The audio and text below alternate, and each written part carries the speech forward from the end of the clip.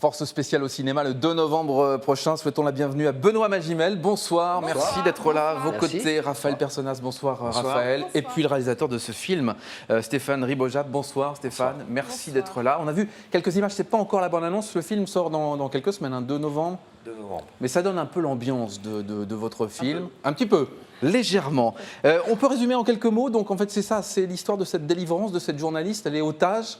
Qui peut nous résumer un peu l'histoire de ce film ? Qui se lance? Tous les regards se tournent vers Stéphane, donc c'est vous. C'est un grand reporter qui est effectivement enlevé par les talibans et qui va être délivré par 6 membres des forces spéciales et ils vont devoir traverser les montagnes afghanes pour essayer de rentrer chez eux. Et en l'occurrence, là, pas en Afghanistan, puisque bien sûr, vous n'y avez pas tourné. On a tourné à la frontière de l'Afghanistan, on était sur la rivière Panj, frontière entre le Tadjikistan et Afghanistan, au milieu des montagnes de l'Hindoukouche, c'est l'Himalaya. C'est pas un tournage très simple, du coup. Non. Quelles ont été les contraintes auxquelles vous avez été confrontés? Acheminer des moyens, des gens, des hommes dans un endroit où il n'y a aucune infrastructure, où il n'y a aucun... Oui, c'est un peu désertique hein, quand même sur les images. Il n'y a rien, c'est l'Himalaya, donc il n'y a vraiment rien. Comment vous avez vécu ce tournage l'un et l'autre, puisque vous êtes les acteurs principaux de ce film, vous êtes au cœur de l'action, c'est vous qui menez ce raid. Comment ça s'est passé l'un et l'autre? Ils nous ont briefé déjà en nous expliquant que c'était extrêmement dangereux, qu'on allait être des cibles potentielles à chaque instant. Ils vous ont rassuré en quelque sorte. Ils nous ont fait une peinture extrêmement catastrophique de tout ça. On nous a dit tu préfères dormir dans du dur ou sous une tente. Ça veut dire dormir dans du dur. Donc bon, en fait c'était 4 murs, il n'y avait pas de toit, mais c'est pas grave. Non, c'est toujours les expériences comme ça à l'autre bout du monde où on catapulte des équipes de tournage. En général, on en garde toujours des bons souvenirs et c'est toujours drôle et passionnant à faire. Raphaël, oui. Et puis c'est la partie un peu masochiste aussi, je ne sais pas pour toi, mais quand il y a quelqu'un, en l'occurrence Stéphane, qui vous dit voilà, on va faire un film, ça va être très compliqué, ça va être l'horreur, les conditions sont, voilà, il n'y a rien, on va dormir dans des yourtes, on va mal manger, etc. Bizarrement, on y va. Je ne sais pas pourquoi. Ça vous a donné envie, vous êtes dit. Moi, ça m'a donné envie. C'est assez bizarre. C'est vrai qu'il y a un côté hors norme de l'aventure. Voilà. C'est rare qu'on ait la possibilité de jouer dans des films comme ça, de rencontrer un univers comme celui des commandos marines, commandos spéciaux. On a eu l'occasion de partir. Vous avez participé à un stage, j'ai lu ça. Est-ce que c'est vrai, un stage avec les commandos de l'Orient, c'est ça? Absolument. Ils nous ont accueillis à bras ouverts. Et au-delà de... Non, au départ, il y avait une prise de défiance. Oui, c'est normal, mais au départ, il y avait enfin, il fallait s'apprivoiser, quoi, un petit peu.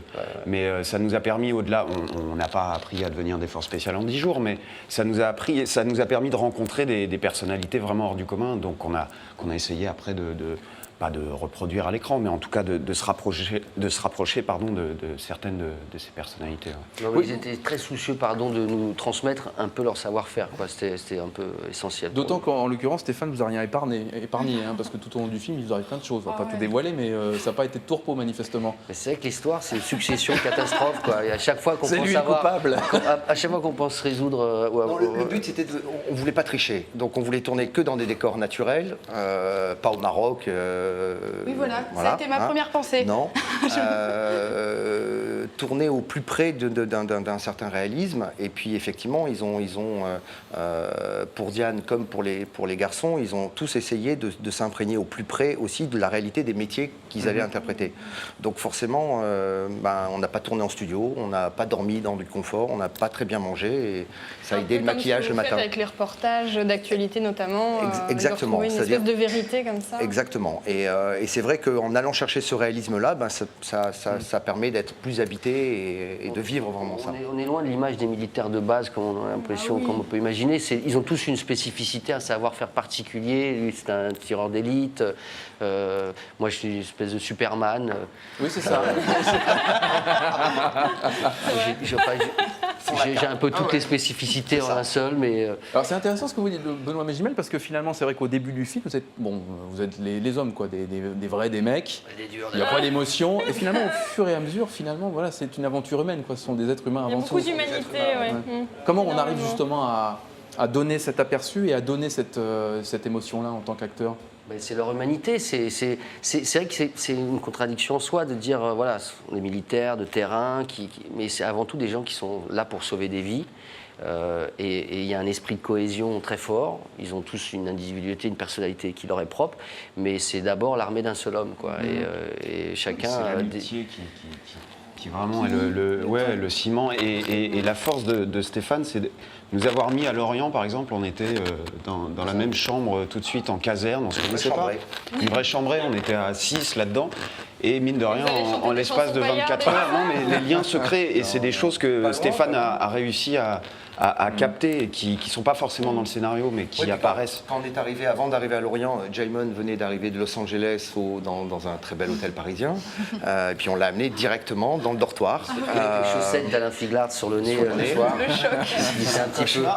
Non, mais c'est vrai que c'est incroyable comme aventure. Ce qu'on a vécu là-bas, c'était vraiment exceptionnel. Et même au niveau des images, enfin moi j'étais fascinée par les paysages, tout ce qu'il y avait, les pumas qui volent, enfin tout ça c'est vraiment fascinant et vous avez réussi à retransmettre ça d'une manière, mais moi j'étais bluffée. On était en plus pleines d'émotions toutes les deux en sortant du film. Oui, vous avez fait pleurer quand même, vous les avez fait braire comme on dit chez nous. Oui, c'est vrai qu'il nous a toujours dit j'ai pas envie de faire qu'un film de Pampan. Souvent on a le travers de militaires ou des flics, toujours les mecs qui sont super angoissés, super inquiets. Mais non, dans la vraie vie, ils travaillent comme au bureau, hein, ils se marrent aussi. D'ailleurs, ils font de l'humour, oui. Moi, je les ai vus, on les a vus à travers nos différents documentaires, on les a vus même dans des moments très difficiles où il y a du tir, où il y a un engagement, où les mecs trouvent encore le moyen pour dédramatiser, d'avoir d'humour. Alors Morgane, on a bien compris que vous avez aimé le film. Ah oui, vraiment, je le recommande à tous les téléspectateurs. Bah oui, moi je dois dire que j'ai beaucoup d'a priori par rapport à ce genre de film parce que j'y vais pas ou pas du tout. C'est les films de guerre ou autres, ça me branche pas.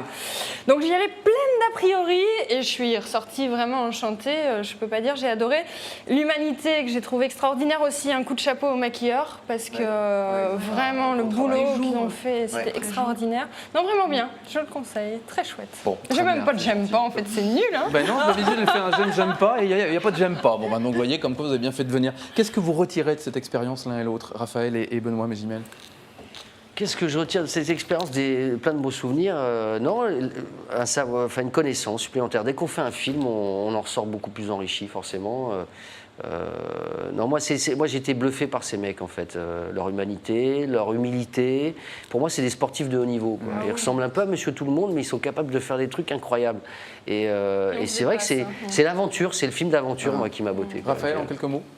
En quelques mots, oui, il y a cet aspect-là, et puis aussi les endroits où on a tourné, et notamment le Tadjikistan, et surtout, on les a un petit peu rencontrés, les populations qui ont vécu là-bas, qui ont vécu la guerre. Et l'oppression. Voilà, et ça fait 30 ans quand même qu'ils connaissent ça jour après jour. Donc ça, c'est des images qui restent gravées. Ouais. Merci à tous les trois d'être venus sur la Grande Place. Merci.